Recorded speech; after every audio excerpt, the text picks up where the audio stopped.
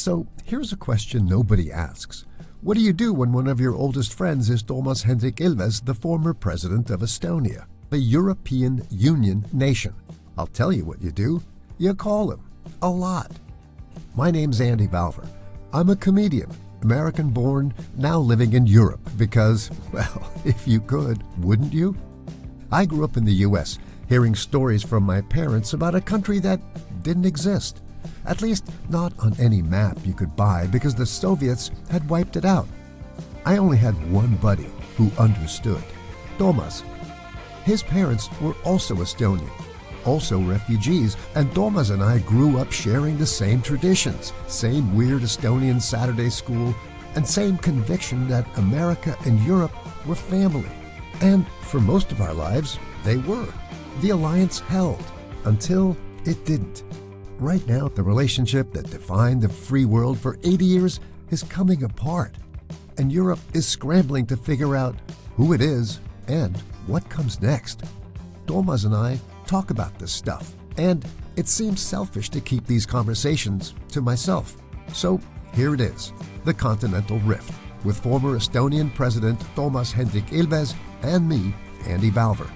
Serious politics, questionable hosts. So, Toomas, we managed to launch our own podcast, not without a lot of technical difficulties, because neither one of us apparently knows much about technology. Well, I should, but not this stuff. Well, you're the digital president. I mean, Estonia would be... No, but I'm not a recording president. No, they'd say, come here, sit down, and face the camera. That's what I did as a comic. But now I have to sweep the studio and roll up all the cables too. So how are you? Where are you? Well, at the moment, in Leonia, New Jersey, which is about 2 miles from where we met 70 years ago. Really? You had to bring that number up?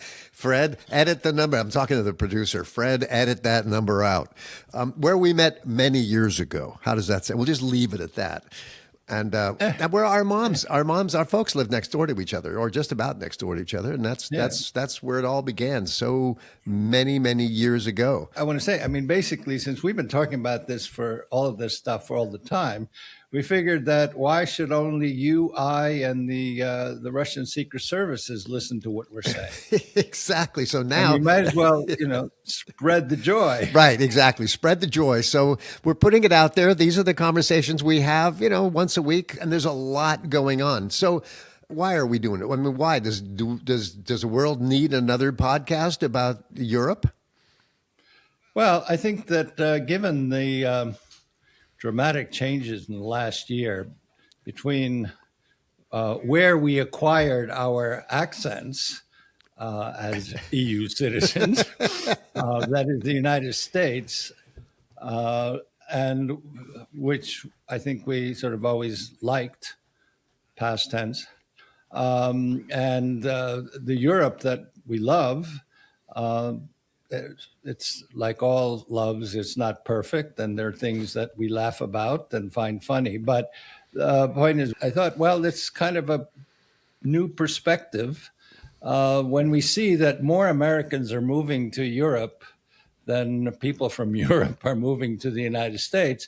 I figure there are quite a few people around who might actually be in a similar boat, saying what's going on. And that's what we've been talking about anyway. Right. So this is largely, so for people that do pay attention to the relationship between the U.S. and Europe, I think it's fair to say that there is a rift now. A serious rift. You say continental rift. Continental, we could call it, and we could call the podcast the Continental Rift. And when you were president of Estonia, I remember, seeing you with Barack Obama. How was the relationship with the U.S. when you were president?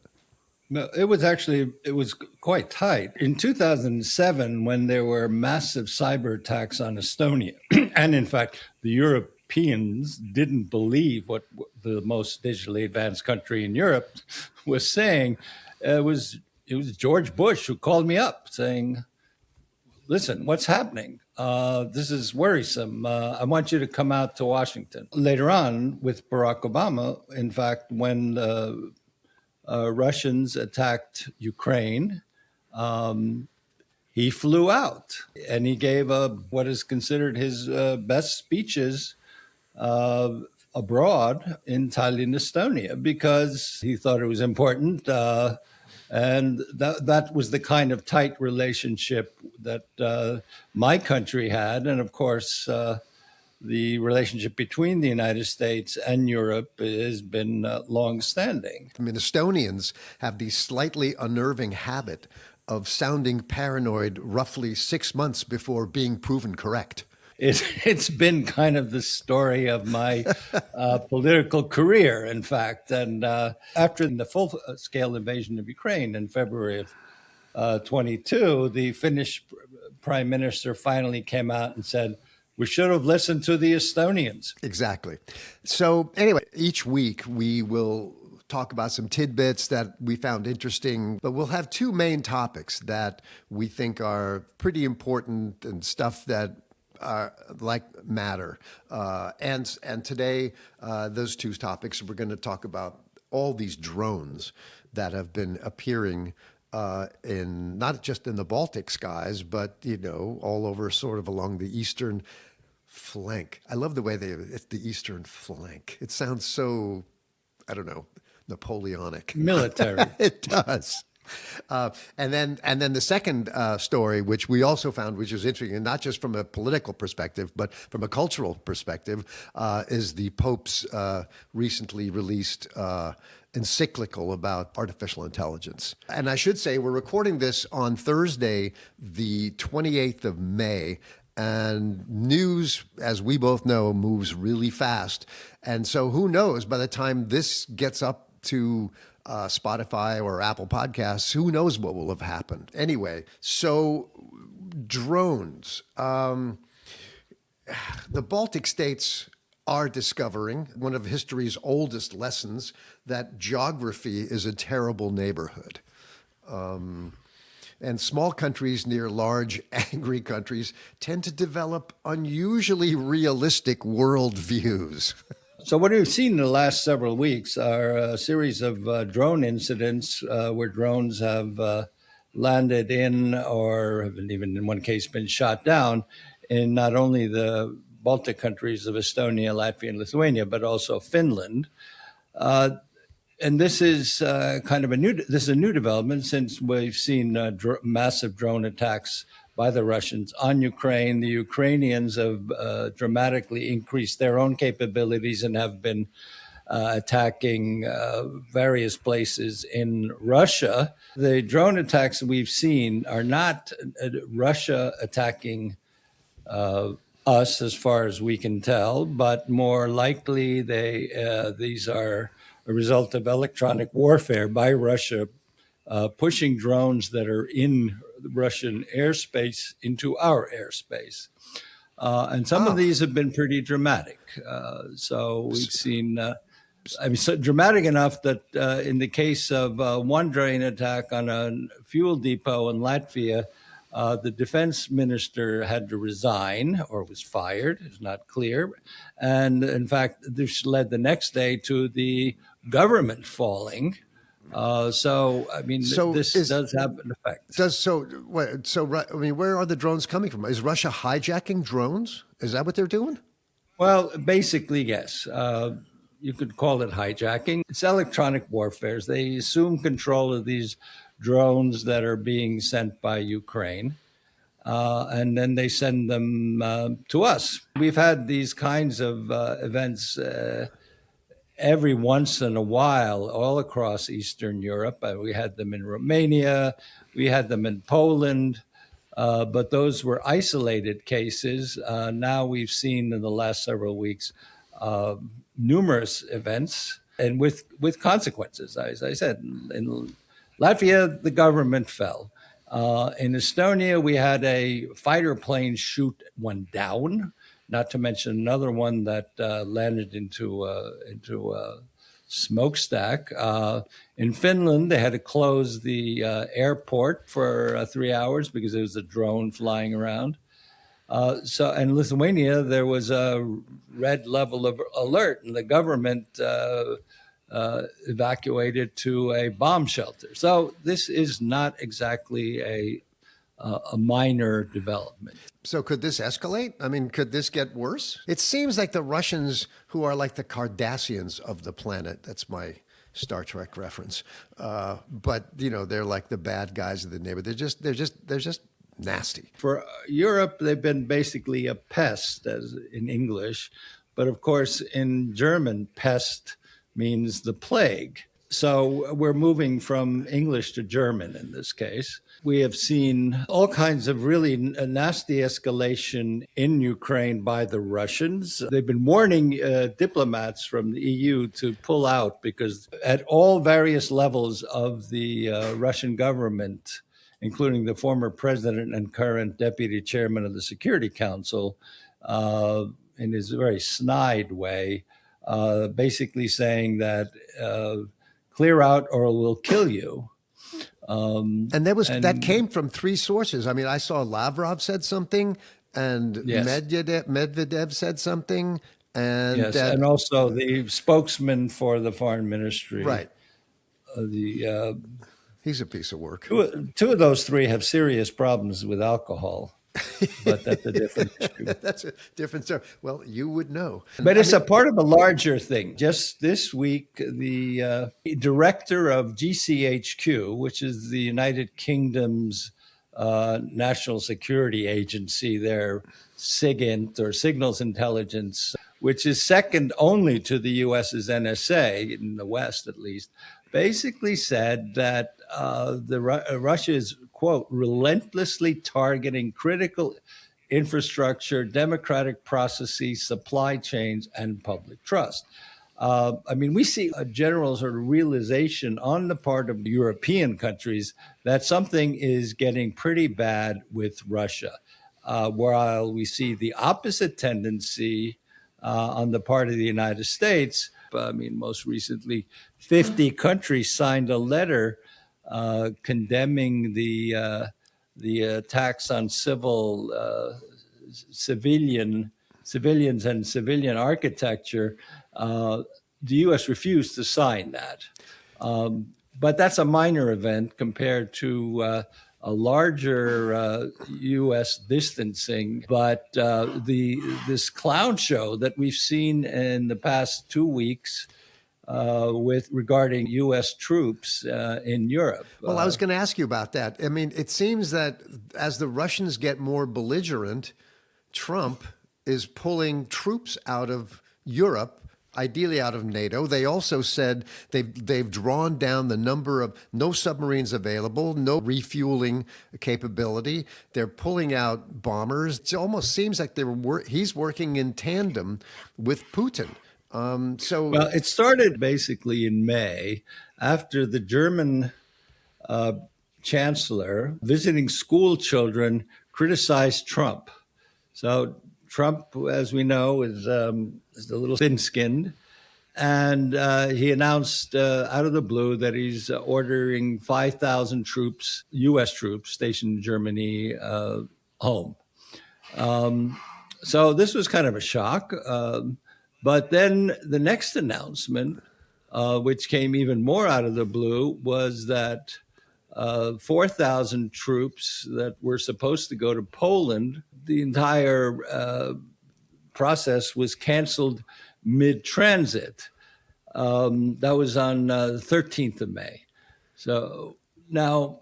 So does Russia... This was odd because Poland has been the closest ally to the U.S. of all of us, and on top of that, there was no reason for it. No one knew what was going on. If you listen to military experts from the United States, they basically think that was just incompetence that led to this, where one section of the Department of Defense, or as Hegseth calls it, Department of War, didn't know what some other part was doing. When the day that they announced that they were cutting the 4,000 troops to Poland, the same day, the State Department testifying before Congress said that when the war in Ukraine is over, we're going to have to massively build up our presence in the Baltic Sea region because we don't know what they're going to do. Right. And so, and in fact, I asked the U.S. official about this at a conference 2 weeks ago, and he had no idea. He had no idea what was going on. So, now talking about troop movements, the Dutch are moving troops to Estonia. Was that what's... It's a joint... a joint task force or something. Yes, it's actually quite large. I mean, the Germans and the Dutch have put together a Europe Corps, or the Dutch-German Corps of up to 60,000 troops. They will remain stationed in Münster, Germany, but will send initially some people to Estonia and Latvia, and then in case of any kind of events, as it were. This again shows that Europe is beginning to get serious about defense. Right. So, on the other hand, the 26th of May, the U.S., in a closed briefing at NATO to the foreign ministers, they announced that the U.S. will decrease by half the number of strategic bombers allowed to Europe, cut by 1/3 the fighter planes, provide 0 submarines, scale back on destroyers and surveillance drones. So basically what you see, in addition to troop withdrawals, they are cutting back on the one thing where actually the U.S. is vital for Europe and has always been, which is the strategic support. Okay, I agree. Much of Europe has not been spending enough money, but the U.S. basically said, spend it on our weapons. But whatever you do, don't develop weapons, don't develop bombers, fighter planes. Don't develop your own capability. That's all for us to take care of. But the justification of the Trump government or administration that you're not paying your share doesn't really wash on that, because that's exactly what we were told not to spend money on. So we spend money on other stuff. Right. Like high-speed rail and healthcare systems and no. That, I mean, just on other sides of military stuff. Yeah, I know. Because the idea is spend more, but you can only buy from us because we don't want you to have your own strategic bombers. We don't want you to have your own fighter plane. I'm a regular citizen, right? And I'm listening to, and I'm reading all this stuff. And I read the other day that Britain just signed a mutual defense pact with Poland, which is, this is like shades of 1939. And the French just made an agreement on the nuclear umbrella with Norway. It's feel like everybody's talking about war. And the rest of Europe is sort of continuing on. Summer's rolling around, or people are getting ready to go on vacation, and yet the Russians are doing all this silly nonsense with, I guess, what's called hybrid warfare. Well, we won't go into that today. Okay, we'll leave that. A long time on so-called hybrid warfare. It just seems. Well, look, it's actually, you're in France. Yeah. It's really the degree of attention paid to what Russia is doing is inversely proportional to how close you are. The further you are, the less you are worried about it, because, they've never done anything bad to us. And the last time the Russians were in France was in 1809. They were a little boorish and brutal when they were there, but, they become cultured. And if you're Spain, I mean, they've never had anything to do and anything from the Russians. Right. All right. So, well, let's leave it at that. Because we've got our second topic that I do want to discuss, and it is the AntiChrist, baby.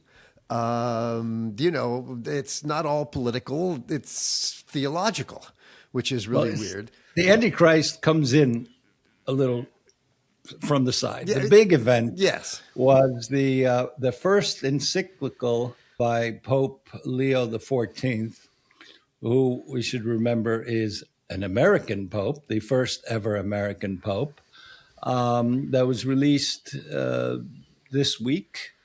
And it is about AI, called Magnifica Humanitas, or Magnificent Humanity, calling for extreme care regarding the development of artificial intelligence. Let's explain what an encyclical is.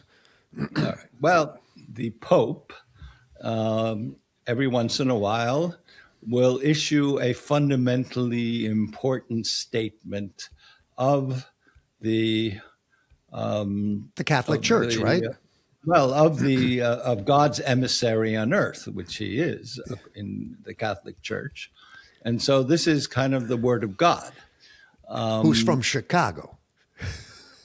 Well, I mean, we're from New Jersey. We can't really, well, I know. Can't say much about that. But, well, like us, and he's about our age, he grew up in the U.S., but then he found a different calling, and he went to Latin America. We came to Europe. Yeah. So, but let's go back. Let's roll this back a little bit, because originally there was Peter Thiel, who is a funding guy of MAGA. He basically was responsible. More importantly, of the vice president, yes, J.D. Vance, a Catholic convert. Exactly. And he gave a speech at a Silicon Valley event where he referenced the AntiChrist and talking about how globalization was a bad thing and there shouldn't be surveillance. But this is from a guy who invented Palantir, which is a surveillance software. Right. Well, he didn't invent it. He funded it. He funded it. Right. Okay. But the essential theological debate here is fascinating, because it's two sides fundamentally believing that civilization should be guided by a small number of unusually intelligent men.